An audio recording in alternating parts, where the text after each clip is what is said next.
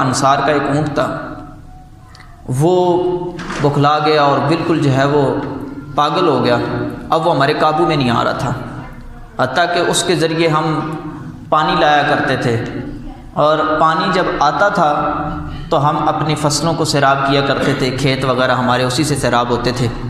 تو کیا ہوا کہ اب وہ جب بکھلا گیا تو اب وہ کسی کے قابو میں نہ آئے، فصلیں ایسے ہی بنجر پڑی ہوئی ہیں، اس کے اوپر جو ہے نا پانی ہم نہیں ڈال سکتے، اور بڑے معاملات خراب ہو گئے۔ کہتے ہیں کہ جب ایسی کیفیت بن گئی تو ہم ایک ہی رستہ تھا صحابہ کے پاس، جب پریشان ہوتے تھے حضور کی بارگاہ میں آ جایا کرتے تھے۔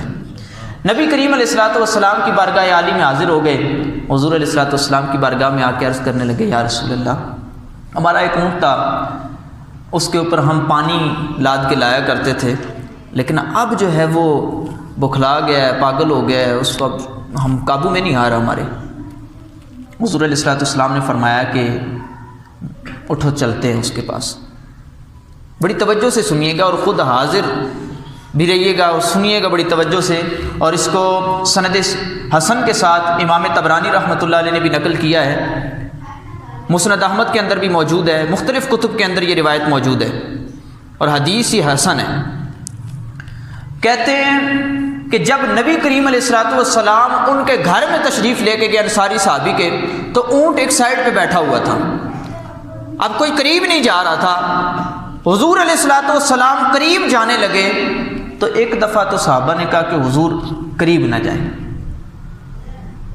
انا نخاف علیک صولتہ، یا رسول اللہ ہمیں یہ ڈر ہے کہ یہ کہیں آپ کو نقصان نہ پہنچا دے، تو لہٰذا اس کے قریب نہ جائیں۔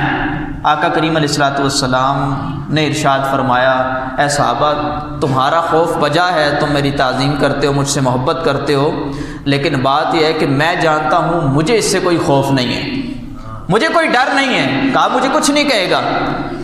تو کہتے ہیں کہ حضور علیہ الصلوۃ والسلام جب قریب گئے، اونٹ بھی اٹھ کے آیا، اونٹ بھی اٹھ گیا۔ اب کیا ہوگا صحابہ بھی دیکھ رہے ہیں۔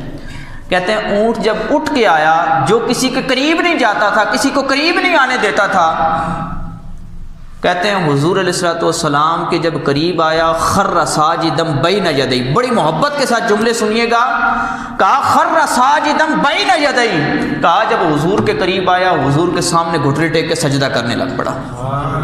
خر ساجدا بین یدی، حضور کے سامنے سجدہ ریز ہو گیا، سجدہ کیا۔ حضور نے اس کی مہار پکڑ کے مالک کو پکڑائی، کہا کہ پہلے کا معاملہ اور تھا، اب یہ میرا غلام ہے، یہ کبھی بھی اب تمہیں تنگ نہیں کرے گا، کہا کبھی تنگ نہیں کرے گا۔ حضور کو پکڑا، حضور نے علیہ الصلوۃ والسلام نے اس کی مہار پکڑائی، اس کے بعد اس نے تنگ نہیں کیا۔ اب صحابہ نے کیا فیصلہ کیا؟ صحابہ کہتے ہیں یا رسول اللہ، یہ تو بے عقل جانور ہے، اگر یہ آپ کو سجدے کر رہا ہے تو ہم تو عقل والے ہیں، تو ہم بھی کیوں نہ آپ کو سجدے کریں۔